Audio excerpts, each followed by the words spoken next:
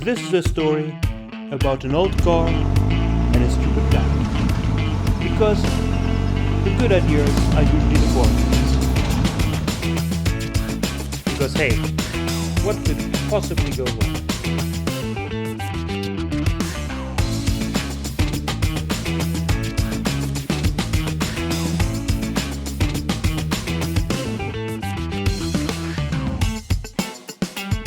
So I made it to Georgia, the official E34 country.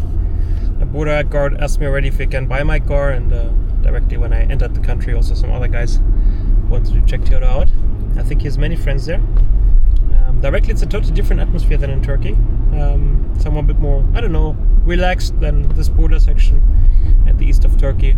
Feels like vacation here. Yeah, also the next days will be tough because there's some changes to the route. Luckily quite a few of my followers pointed out that I cannot drive from Georgia to Azerbaijan because Azerbaijan closed all the land borders during COVID and didn't open them again. To be honest, I wasn't really expecting Azerbaijan to be an issue, so I didn't do enough research there beforehand, apparently. So Azerbaijan is not an option. That means, since I don't want to drive south through Turkmenistan and Iran, because that'll be also a hassle with documents, and I don't think I can apply for the necessary visas here. I'd have to go to Berlin for that, to my home country, which I also don't want to do. The only possible route is to drive north from Georgia to Russia, and then from Russia to Kazakhstan. So I already started applying for a visa the day before yesterday. I didn't send it off yet. I just prepared the documents, got the insurance, everything. But now another very helpful Instagram follower, I'll tag him here, they have amazing contact, check that out, pointed out that that's also not possible because I can enter from Georgia to Russia with the visa, but I cannot exit with my border crossing that I wanted to exit with to Kazakhstan with the visa, because the visa is not valid there. So that puts me in front of a problem that I cannot get the visa that I plan to get.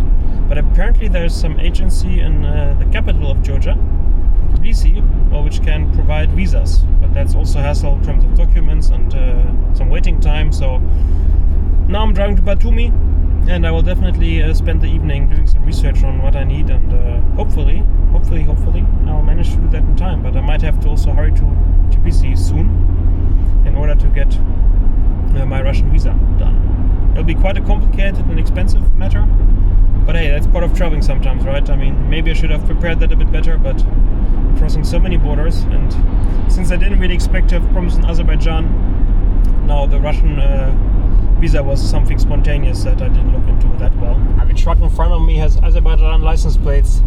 I think it's a sign. He may drive, only trucks may enter the country currently, not private people. I could theoretically fly into the country and have my car shipped there, and then hopefully manage to exit the country with a ferry where I don't even know if it'll drive because it has no timetable. So all that are not the most exciting ideas. So what I will do now is I will just do the Russia tour.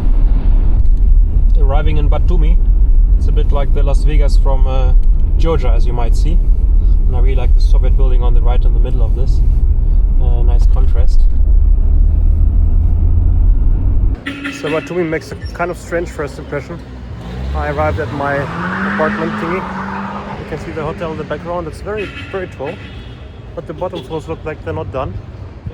And I don't know. It feels a bit like they tried to make a Las Vegas in Georgia, but they didn't really succeed. Let's see what else Batumi has to offer. But yeah, I mean, I should also not be too strict because I'm in this kind of new district, which is supposed to be like Las Vegas, and I guess Batumi is much more than that. But yeah, also the feeling that they built too many buildings here, because I'm paying €17.50 per night here. So let's see what these €17.50 give me in Batumi. Well, that's not too bad for €17.50 a night. Let's see other views, if there's any view. Yeah, there is view. Awesome. And the building opposite is flashing. It's about 7 in the evening already, and I spent all day editing a video, taking care of visa applications, being productive, not having so much fun as normally on this tour, but that's part of it sometimes. And yeah, I'm not only in Georgia, I'm also in Batumi.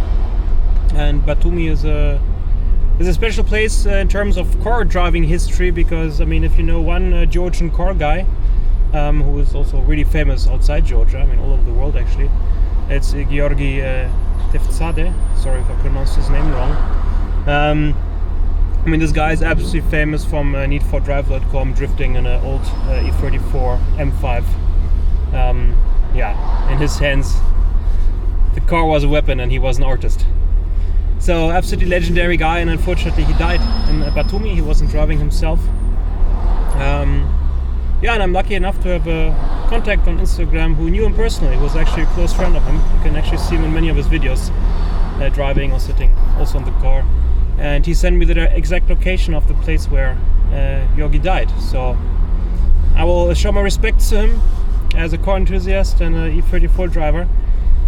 This guy made history in cars, and I will go and look for this spot now.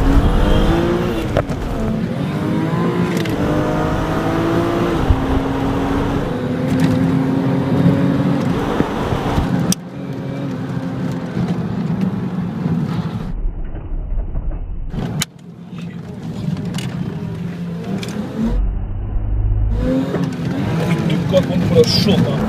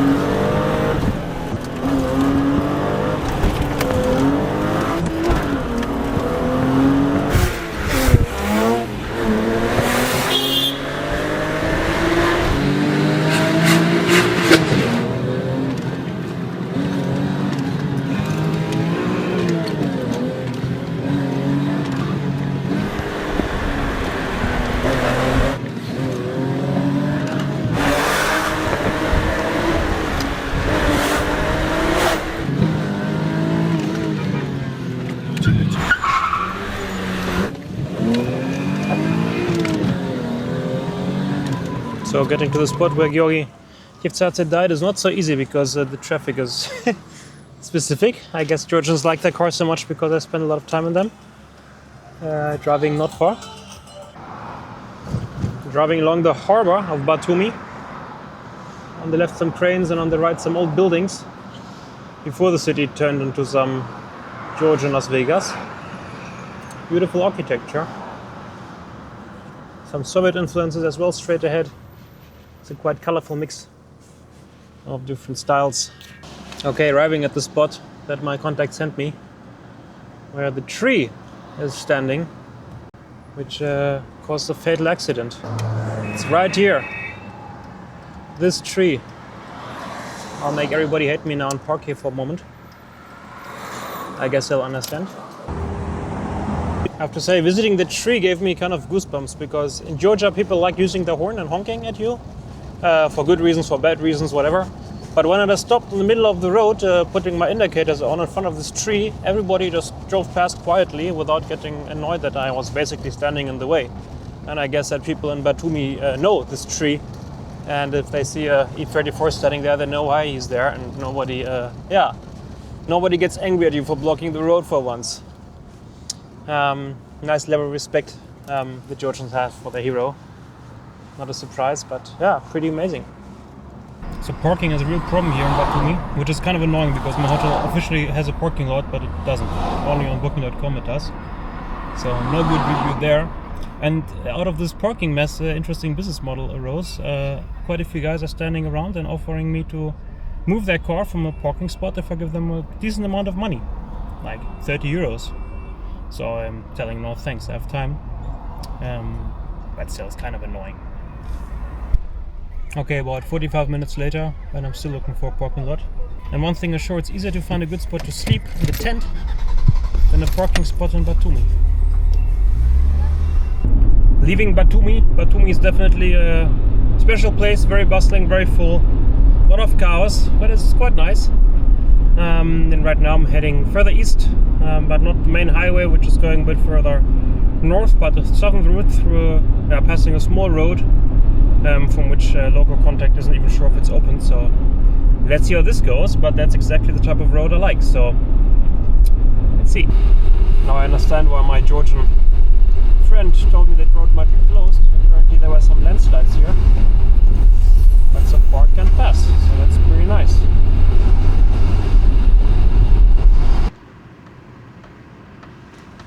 Looks like this road used to be smaller and they're making it bigger, and I'm just driving through the construction site and it goes on and on like this.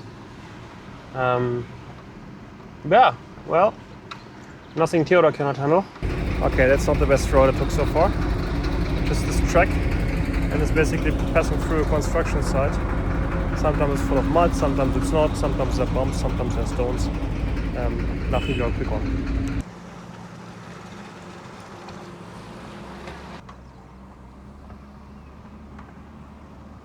I don't believe it. Paved road. Finally. I mean, let's see for how long, but that's absolutely amazing. And I was just getting used to the better road, and here we go again. Very, very bumpy, very many sharp stones. I'm actually right next to a ski resort, and I was thinking if there's a ski resort here, there must be a good road leading to the ski resort, because, I mean, imagine driving this in winter with snow and ice. But I guess it'll get better in a moment again. Oh yeah, it does. Look at that beautiful tarmac up ahead. That's exactly what I need right now.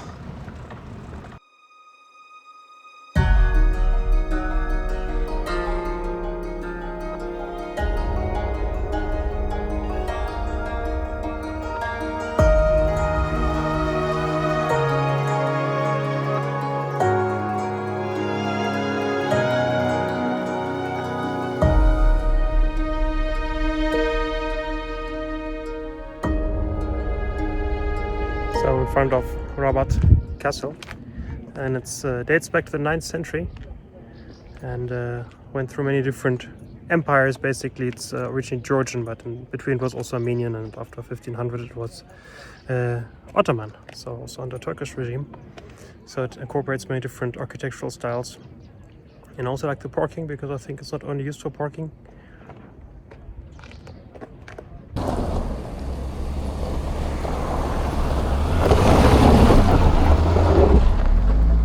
Small recap of the day. Got up early, but I first had to still finish my video, because I always try to upload videos on Saturdays. And then I had to wait for it to upload on YouTube, and the internet connection was slow, so it took quite a while. So I only managed to leave like in the late morning. And yeah, then I drove east from Batumi. First road was really good, winding along a river, beautiful road. And it stayed beautiful, but also got very challenging, because I really have the feeling that, I guess they are renewing the road, making it wider. So they removed the old road, and all that's left is some trail. And at the same time, it's full of trucks and excavators and whatever. And it was very bumpy and not exactly great. So sorry, Theodor, I bottomed out twice. But luckily I've got a metal plate underneath my engine, so I think that's not a problem. Then I look at a beautiful castle, and now it's already almost 6:30 in the afternoon. So it's time to find a nice spot to sleep, and I still have absolutely no idea where that will be. So for now I'm just driving a bit, waiting until my phone has some internet reception, and then I will do a little bit of research. And let's hope we find a good spot to camp tonight. So I saw this little path going down towards the stream, so let's just have a careful look. I think I'll go on foot. I don't want to risk anything here, because it is very narrow and getting a bit steep also. Just to make sure that we can turn down there. Found a perfect spot. It's right behind me at the stream. So now we have to pick up this guy and set up the camp for tonight.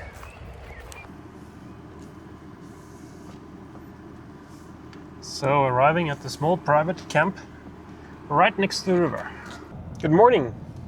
After a great camp at the riverside and some nice coffee there, small breakfast, and a small swim in the river.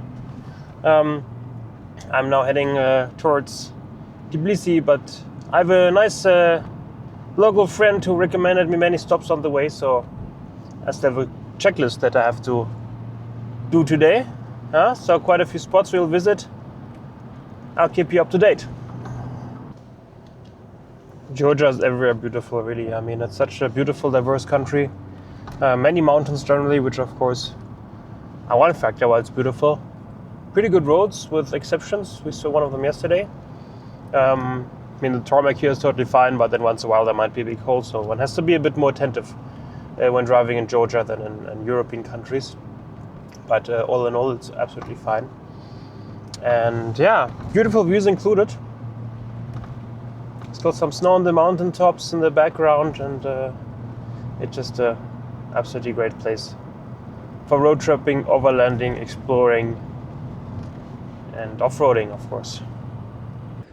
I'm standing right now in front of Tbilisi Fortress, and interesting fact about Tbilisi Fortress is that it's really old. It goes back to about 200 before Christ, and then in the 10th century at some point was like one of the main the capital basically of the region here, and also due to its strategic location.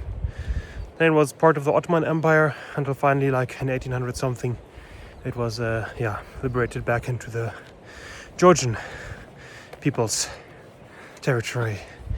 And walking up here is quite fine, but while talking it's steep.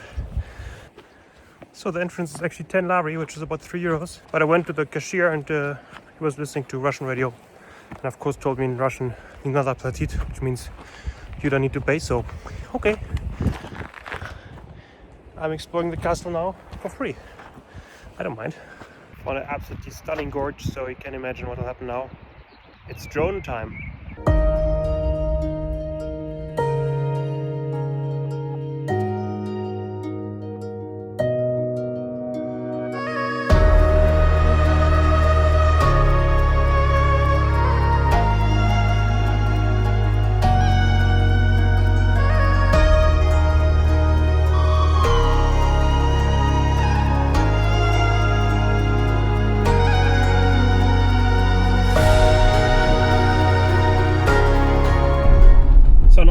To Vardzia, which is a remarkable 12th century cave monastery, and the idea here is that I think back then basically Mongols were coming quite often and creating chaos, and you could hide quite well in a cave monastery. So I made it to Vardzia. This place definitely included a good view over the valley. Okay, I made it to the top. Theodore's parking down here in the small parking spot, and I'm standing in front of one of those caves. And the craziest thing about this place is that there are up to 600 rooms on 13 stories, carved into the mountain. Absolutely crazy, the dimension.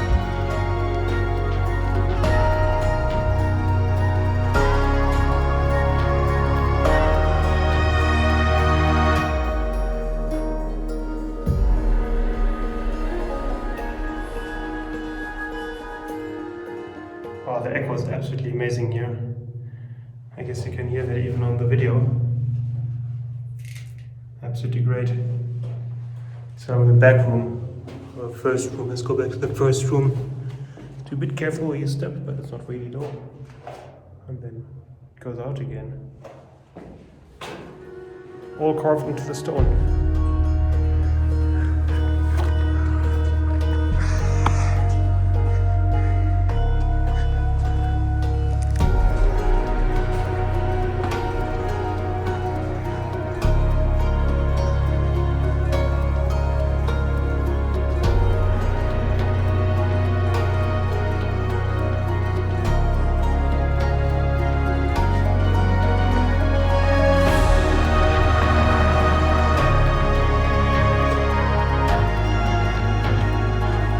This place is absolutely gigantic. I just crossed one part and now I passed another church or so, and suddenly you've got all this. Absolutely crazy. It's enormous. It goes on and on, all along the mountain, in all directions. Crazy.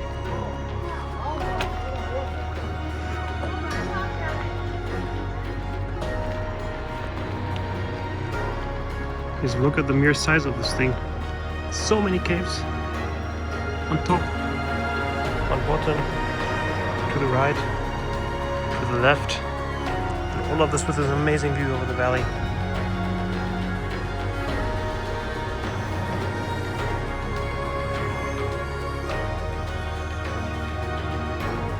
Just to get like an idea of the extensiveness of the tunnels. I mean, you can see all the caves in the background.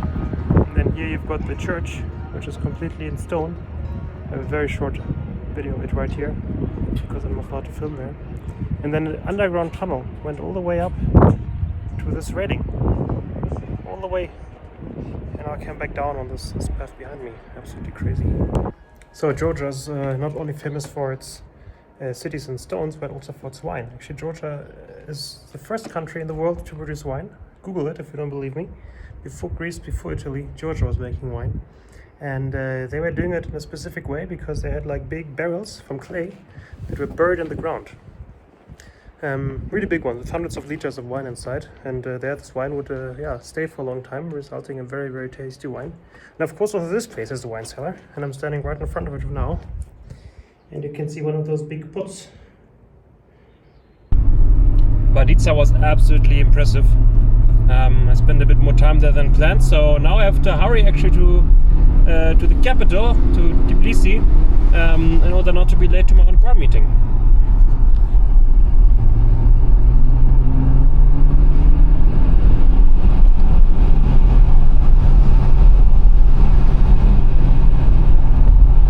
Now I'm over 2,000 meters over sea level, and this beautiful lake in the background. Definitely a scenic ride in Georgia, but Georgia is definitely generally a beautiful scenic country to travel in. Due to the mountains, so much diversity, beautiful landscapes.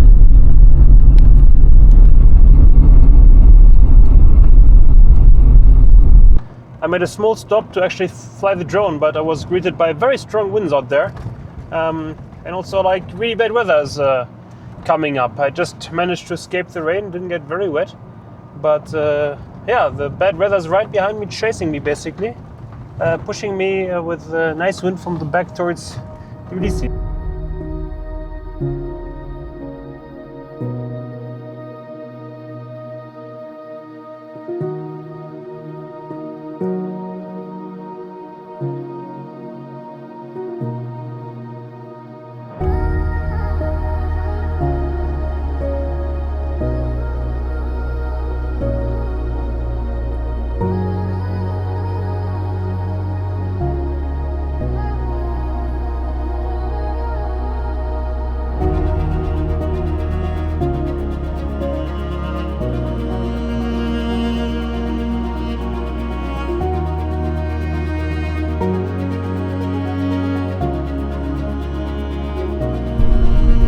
So I decided to try to organize a few small car meets on the way, not so much about me or Diego, but just a way to get some local car enthusiasts together and meet some locals. So it's also a nice opportunity here.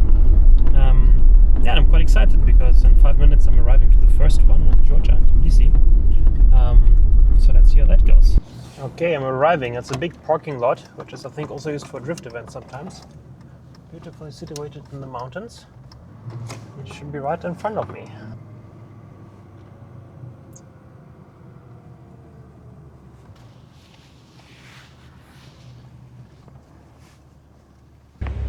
So I met the gang in Tbilisi.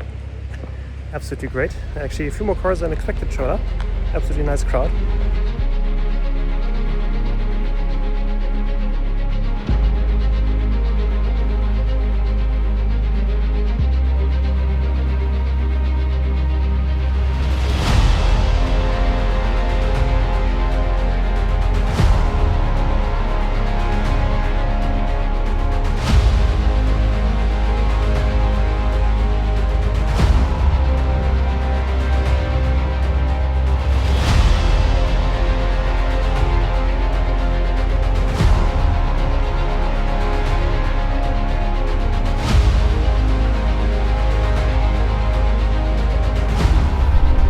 So the car meet was absolutely great. Big shout out to all the guys who showed up.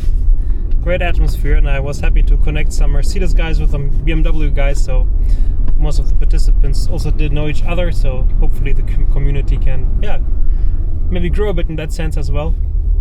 And now I'm heading to a hotel in Tbilisi, fighting myself through traffic.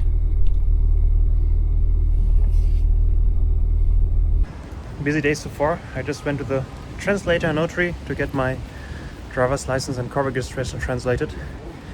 And now I'm heading straight to the Swiss embassy, where the Russian visa center is in as well.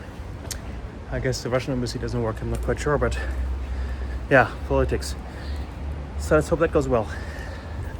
So visa is applied for successfully, and I'm just enjoying Tbilisi. That is an absolutely beautiful city, quite alive, full of good food, friendly people, pretty international, absolutely great place. So everybody, I just left Tbilisi, absolutely great time there. Today I applied for my transit visa to Russia, which worked successfully, I hope, but I mean, of course, I'm waiting for the response. I will know in about 7 working days from now if I get the visa, and if I do, I can enter the next day to Russia. For only 3 days, so it will be a challenge. Also, I had a small checkup of Theodor, everything looks fine. So now I'm heading again a bit towards west, because Anastasia, my wife, will join me in a few days, and I'll pick up in Kutaisi. So now I'm driving already a bit in this direction, and we'll have a nice camp tonight. Looking for a place to sleep, and so far it looks quite promising. Good morning. I had a great camp, not so far from Tbilisi, and today I'll head towards Kutaisi, which is not a really long ride, so I'll have some time to have some look at some things on the way. Weather is great, mood is great. I think it's a good place to start the day out here. Always nice to explore some stuff. Theodor is down here, and I'm standing on an abandoned railway bridge, which was, well, fitted with some stuff in order for sheep to pass, according to all the sheep poop on this bridge. Not bad here. Okay guys, I'm always saying Theodor doesn't break, and now it happened. Something broke. A light bulb.